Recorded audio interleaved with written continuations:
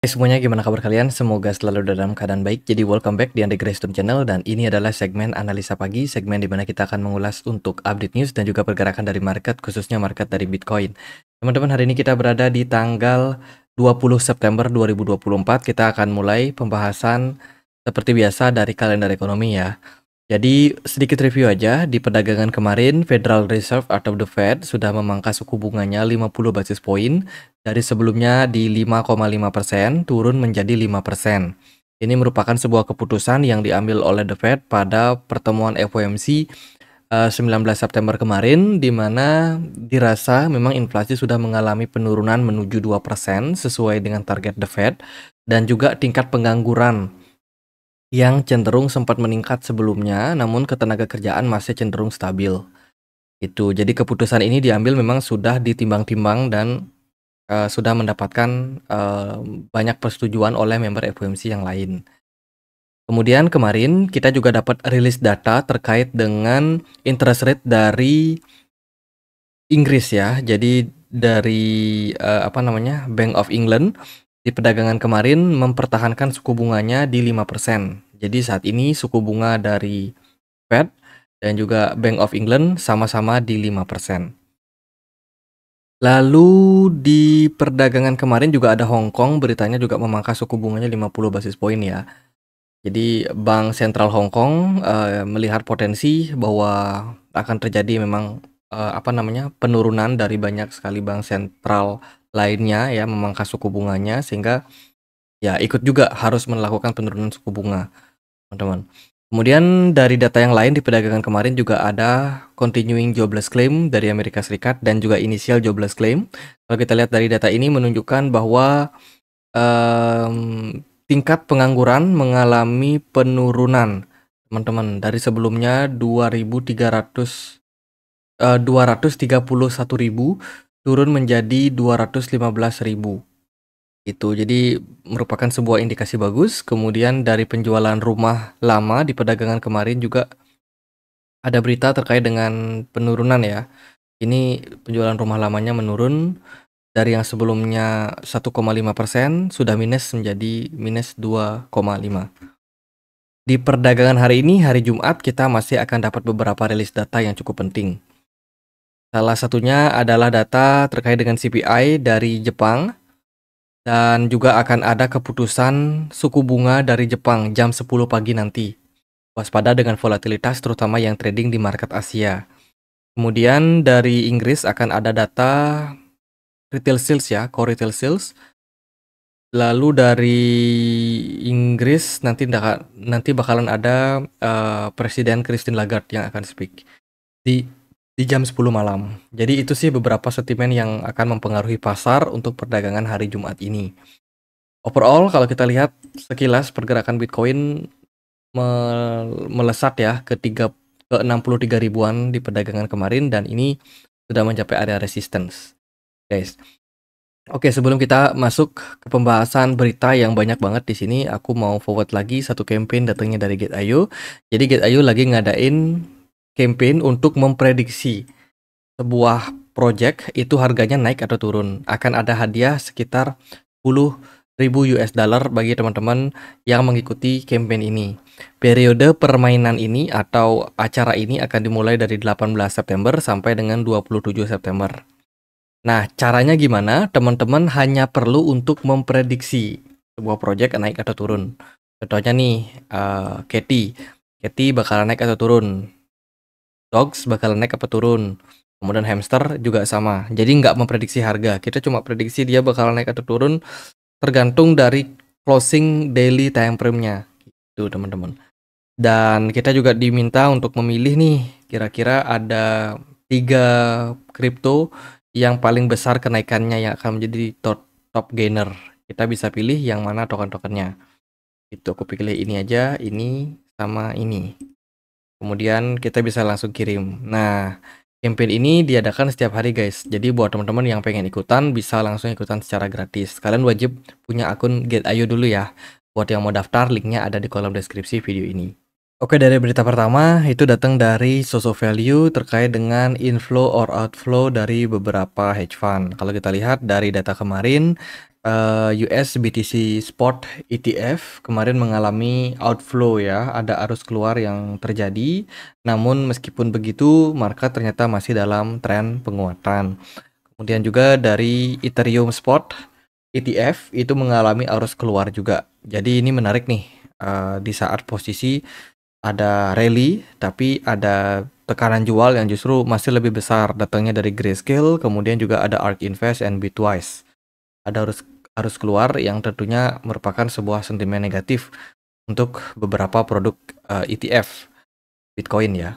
Kemudian kalau kita lihat dari data liquidation heatmap saat ini juga lumayan banyak trader yang akhirnya kena liquid, teman-teman.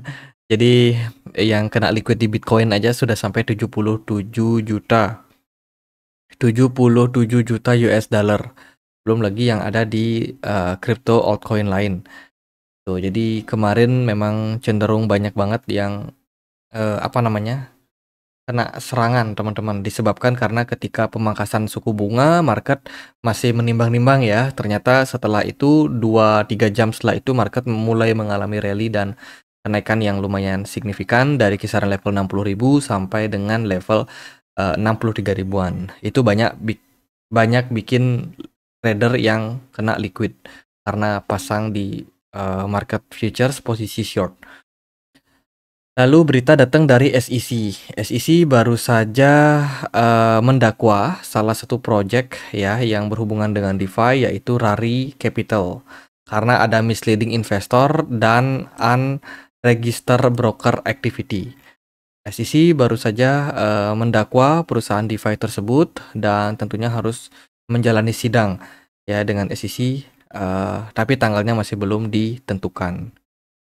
Tuh, jadi SEC sangat-sangat agresif teman-teman dalam menindak setiap tindakan kasus kejahatan di pasar. Kemudian ada berita datang dari Hong Kong ya.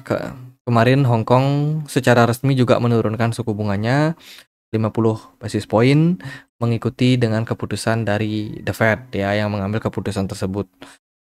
Jadi udah mulai nih perlahan-lahan bank sentral mulai melakukan penurunan suku bunganya.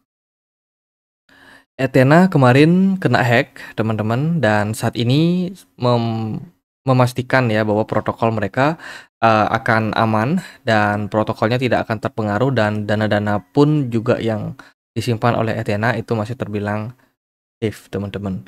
Jadi memang kemarin itu beritanya ada semacam serangan gitu kepada Ethena Lab, teman-teman, dan saat ini mereka sedang membuat memblokir banyak serangan-serangan yang masuk. Jadi sudah ada upaya dari developernya.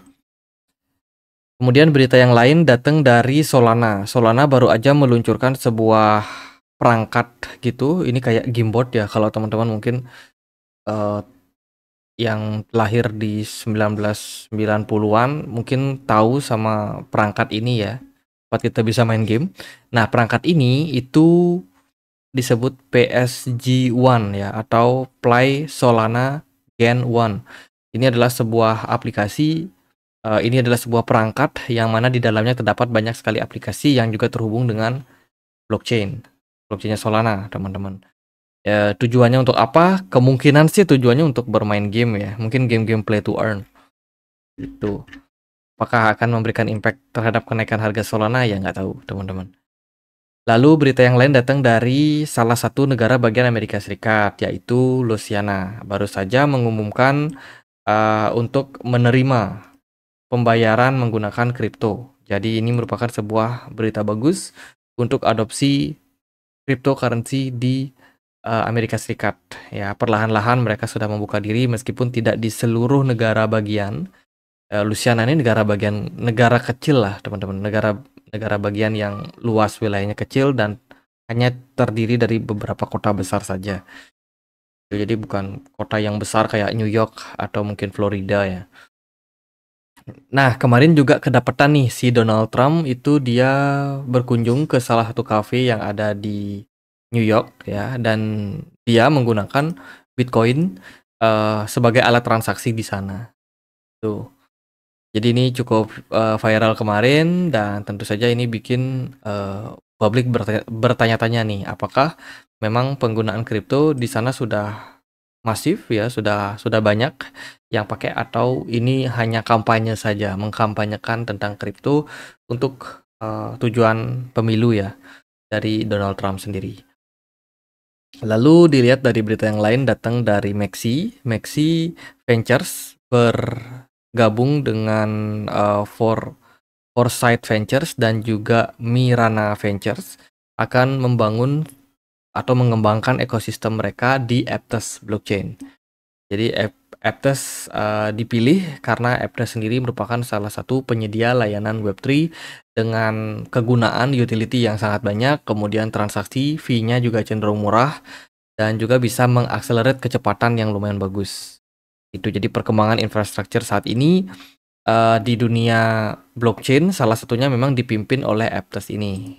Itu diharapkan dengan ada tujuan teknologi layer 1 yang dimiliki oleh Aptos ini bisa mendukung perkembangan kripto lebih besar, lebih masif lagi. Itu berarti berita bagus untuk Aptos ya. Oke, terus berita yang lain datangnya dari ini adalah surat dari SEC terkait dengan perpanjangan masa penyelidikan kasus untuk Coinbase.